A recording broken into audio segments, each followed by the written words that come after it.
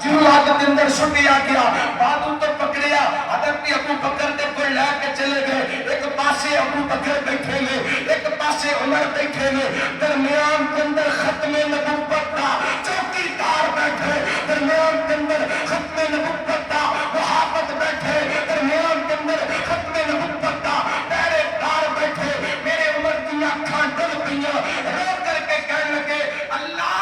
تیرا لاکھ شکر ہے محمد دی امت ہے اس بندے نال ملاقاتاں کروا دتی ہے جیڑا معاملہ تو اپنے خلیل نال کیتا سی او ہوئی معاملہ ختم نبوت دے پیرے دار نال کیتا ہی اللہ حضرت ابراہیم نو اگ نے جلایا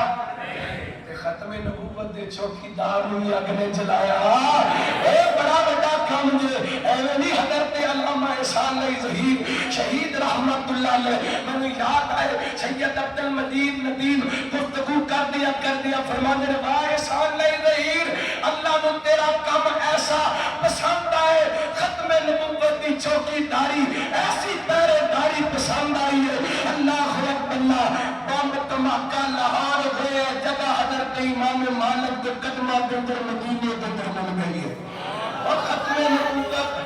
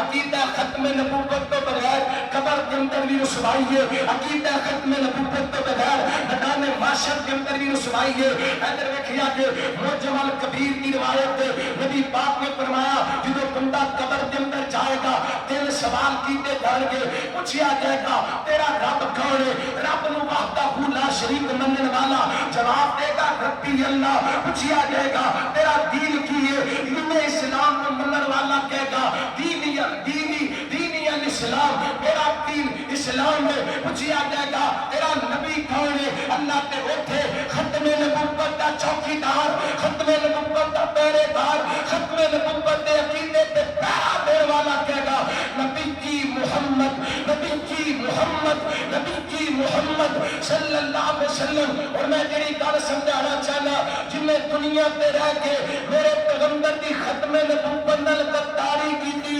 گج کے جواب دینا گے او قبر کے اندر کی جواب دے گا جنہوں سوال کیتا جائے گا تیرا نبی کون ہے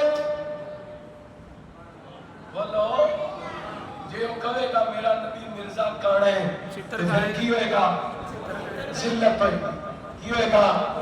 رسوائی ہوئے گی بربادی ہوئے گی تباہی ہوئے گی قبر کے اندر کامیابی واسطے عقیدہ ختم نبوت کا بولا بولو یار جلے کو پہ ختم نبوت